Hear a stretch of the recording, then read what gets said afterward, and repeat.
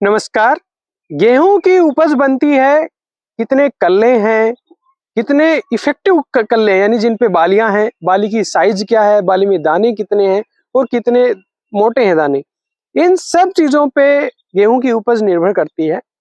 हम late stage में बहुत जतन करने का प्रयास करते हैं कि हम क्या डालें कि हमारे बहुत अच्छी उपज आ जाए, लेकिन वास्तव में गेहूं की ज्यादातर ये यील्ड एट्रीब्यूट्स जिनसे उपज बनती है वो उनका निर्धारण हो जाता है पहली सिंचाई पे। आप जो पानी देते हो जिस तरीके से और उसमें जो दवा दारू देते हो उससे निर्धारण हो जाता है कि आपकी गेहूं की उपज कितनी निकलेगी। इस वीडियो में हम जानेंगे कि गेहूं में पहला जो पानी लगता है उसके पीछे क्या विज्ञान है, कब वो लगना चाहिए, क्यों लगना चाहिए, ये जानना बहुत जरूरी है। दरअसल ये कहा जाता है कि गेहूं में जो पहला पानी है वो 20 से 25 दिन के ऊपर लगाना चाहिए, लेकिन ये बात हमेशा सच नहीं होती है। 20 से 25 दिन पे क्यों लगाना है? देखिए, गेहूं में जब गेहूं उगता है तब जो जड़ें निकलती हैं वो जड़ें सिर्फ शुरू में 10-15 दिन तक पौधे को नीचे से पोषक तत्व देने में करने में मदद करती हैं, लेकिन गेहूं में लगभग 20 दिन के आसपास जो उसकी जड़ है, जड़ कहाँ है? शुरू में आपका गेहूं की बुआई आप कितनी सेंटीमीटर पे करोगे? 4-5 सेंटीमीटर पे बुआई करोगे और उससे थोड़ा ऊपर और जमीन से की सरफेस से थोड़ा नीचे 20 दिन के आसपास उस पोर्शन में जहां तना और जड़ मिलती है वहां से पौधा फूलना स्टार्ट होता है और वो ऐसे मुट्ठी आपकी बंद मुट्ठी होती है इस हिसाब से होता है, वो फूलना स्टार्ट करता है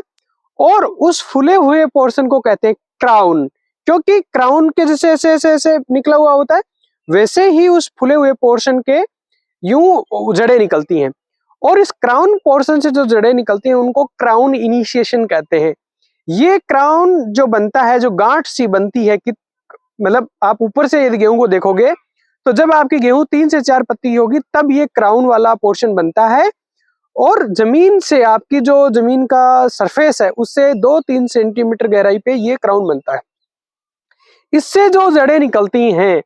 वो ही जड़ें पूरे सीजन में गेहूं को सपोर्ट करनी है, वो ही जड़ें परमानेंट होती हैं और यही समय होता है जब गेहूं में कल्ले निकलने स्टार्ट होते हैं। ये गेहूं में बहुत लेट स्टेज में कल्ले नहीं निकलते हैं, गेहूं में जो कल्ले निकलते हैं वो जनरली 15 से लेके 45 दिन तक निकलते हैं। तो जो ये क्राउन रूट इनिशिएशन वाला पोर्शन, जो क्राउन रूट निकलती हैं,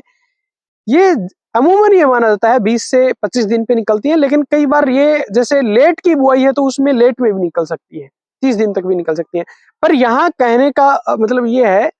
कि गेहूं के अंदर ये जब क्राउन रूट निकले, आप अपने गेहूं के पौधे को उखाड़ के देख लें, जब वो फुला हुआ पोर्शन हो और उससे वो क्राउन रूट्स निकले, वो जड़ें निकले,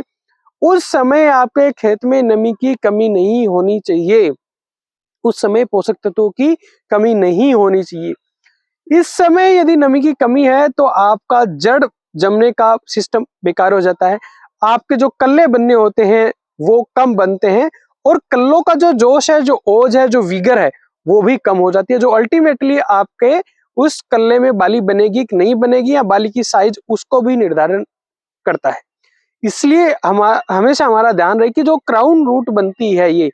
लगभग 20-25 दिन पे अमूमन बनती है। इस समय वो जहाँ क्राउन रूट जहाँ है जमीन से 2-3 सेंटीमीटर नीचे, वहां आपके खेत में नमी होनी चाहिए। यदि नमी होगी तो आपने बेसल डोज में जो भी फर्टिलाइजर आपने दिए हैं वो पौधा ग्रहण कर पाएगा नमी में, क्योंकि जो फॉस्फोरस वगैरह होता है वो तो मास फ्लो से ही पौधा लेता है, यदि नमी नहीं होगी तो पौधा नहीं ले पाएगा। इसलिए इस स्टेज में आपके खेत में नमी होनी चाहिए। ये भी नहीं कि आप फ्लडिंग कर दो, उसको भर दो, खेत को भरना भी नहीं। पहली सिंचाई कुछ पुराने लोग कहते हैं थोड़ी हल्की जानी चाहिए,